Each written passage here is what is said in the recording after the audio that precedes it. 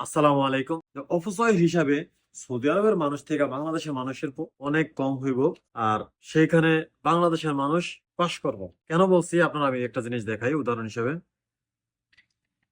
এই দেখেন, এই যে ট্যাবলেটটা আমার বলছে কি 1 tablet it night for 10 days. ঠিক আছে, একটা ট্যাবলেট আমি 10 দিন, মানে একটা ট্যাবলেট করে 10 দিন খাইতাম। 10 দিন পরে কিন্তু আমার এই ওষুধটা চেঞ্জ করে দিবে। এটা কিন্তু আর 10 দিন পরে আমি খাইতে পারবো না। এই ওষুধটা চেঞ্জ করে অন্য ওষুধ দিব। আপনি দেখেন,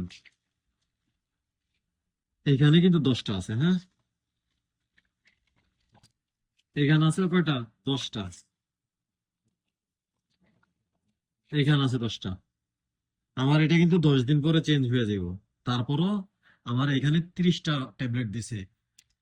আমরা চাইলে কিন্তু পারতো কি এখান থেকে 20টা রাইখা দিয়া এই 10টা আমার খোলা বিক্রি করতো, কিন্তু ওনারা খোলা কোনো ট্যাবলেট বিক্রি করে না।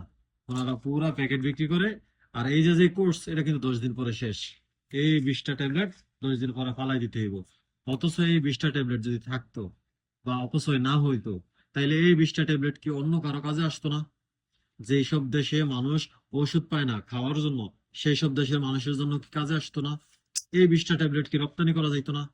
যেমন 20টা ট্যাবলেট এখন আপনার কাছে মনে হইতেই পারে রপ্তানি করা যেত কিভাবে। এই 20টা ট্যাবলেট অন্য একজনের 10টা দিত, অন্য একজনের 10টা দিত, পুরো একটা প্যাকেট তো থাকতো, 2টা প্যাকেট থাকতো। এগুলো করে না, অপচয় করে। আর খানার অপচয়ের কথা কি বলবো, খানা তো যা ইচ্ছা তা করেই। 10 জনের খানা 2 জনে নিব, খাইতে পারবো না একজনের খানা, বাকি 9 জনের খানা ফালাই দিব। এই অবস্থা। তো এই কারণে বললাম সৌদি আরবের মানুষের থেকে আমাদের বাংলাদেশের মানুষের অপচয়ের হিসাবটা অনেক বেশি পরিমাণে কম হইব। কারণ বাংলাদেশের মানুষ যে পরিমাণে অপচয় করে না, সৌদি আরবের তুলনায় কিছুই না। ধরতে গেলে অপচয় করে না, টিপটাইমি করে, এটাই বলা চলে।